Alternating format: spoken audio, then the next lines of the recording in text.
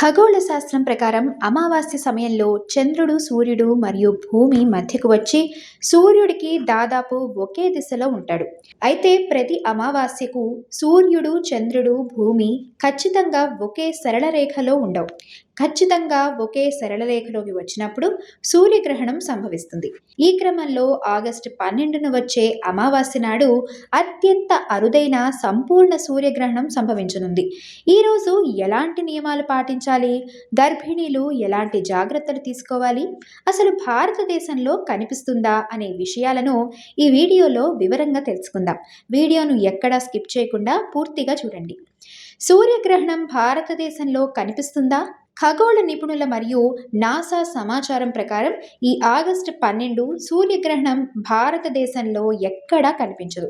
ఎందుకంటే భారత కాలమానం ప్రకారం ఈ గ్రహణం ఆగస్టు 12 రాత్రి 9:45 ప్రారంభమై ఆగస్టు 13 తెల్లవారుజాము వరకు కొనసాగుతుంది.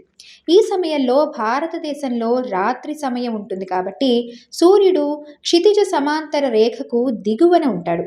అందువల్ల మన దేశంలో దీన్ని చూడటం సాధ్యం కాదు. ఈ సంపూర్ణ సూర్యగ్రహణం గ్రీన్లాండ్, ఐస్లాండ్, ఉత్తర రష్యా, అట్లాంటిక్ మహాసముద్రం మరియు స్పెయిన్, పోర్చుగల్ దేశాలలోని కొన్ని ప్రాంతాలలో అత్యంత స్పష్టంగా కనిపిస్తుంది. అలాగే ఉత్తర అమెరికా మరియు యూరప్ దేశాలలో పాక్షికంగా కనిపిస్తుంది. భారతదేశంలో సూతకాలం మరియు నియమాలు వర్తిస్తాయా? శాస్త్రం మరియు సంప్రదాయాల ప్రకారం ఒక నిర్దిష్ట ప్రాంతంలో గ్రహణం దృశ్యమానమైనప్పుడు మాత్రమే దాని తాలూకు సూతకాలం మరియు ఇతర మతపరమైన నియమాలు, ఆలయాల మూసివేత వంటివి వర్తిస్తాయి. ఆగస్టు 12 సూర్యగ్రహణం భారతదేశంలో కనిపించదు కాబట్టి మన దేశంలో ఎలాంటి సూతకాల నియమాలు పాటించాల్సిన అవసరం లేదు. ఆగస్టు 12 సూర్యగ్రహణం రోజు దేశంలోని అన్ని దేవాలయాలు యథావిధిగా తెరిచి ఉంటాయి.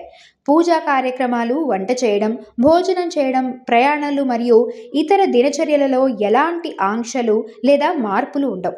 గర్భిణీలు ఎలాంటి జాగ్రత్తలు తీసుకోవాలి?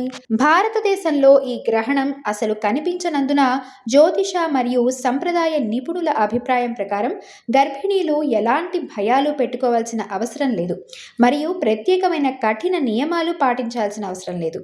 అయినప్పటికీ గర్భధారణ సమయంలో మానసిక ప్రశాంతత కోసం మరియు పెద్దల ఆచారం ప్రకారం ఇప్పుడు చెప్పే కొన్ని సాధారణ జాగ్రత్తలు పాటిస్తే మంచిది.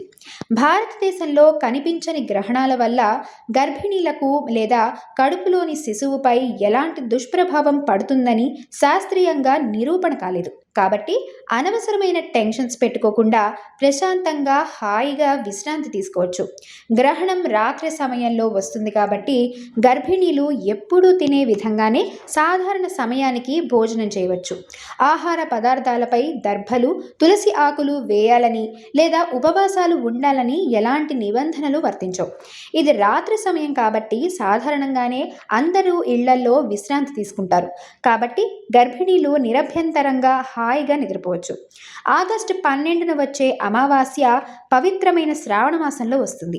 గ్రహణం భారతదేశంలో కనిపించకపోయినప్పటికీ ఆషాఢ అమావాస్య కావడంతో ఈరోజు పితృతర్పణాలు, దాన ధర్మాలు మరియు ఈశ్వర ఆరాధనకు ఎంతో విశిష్టమైనదిగా పరిగణిస్తారు. మీ ఆచారాల ప్రకారం ఈరోజు ఇష్ట దైవారాధన చేసుకోవచ్చు. పేదలకు అన్నదానం చేయడం లేదా వస్త్రదానం చేయడం మంచి ఫలితాలను ఇస్తుంది. ఈ వీడియో మీకు నచ్చినట్లయితే షేర్ చేయండి, లైక్ చేయండి మరియు మరిన్ని ఆధ్యాత్మిక వివరాల కోసం మన ఛానల్ను సబ్స్క్రైబ్ చేసుకోండి.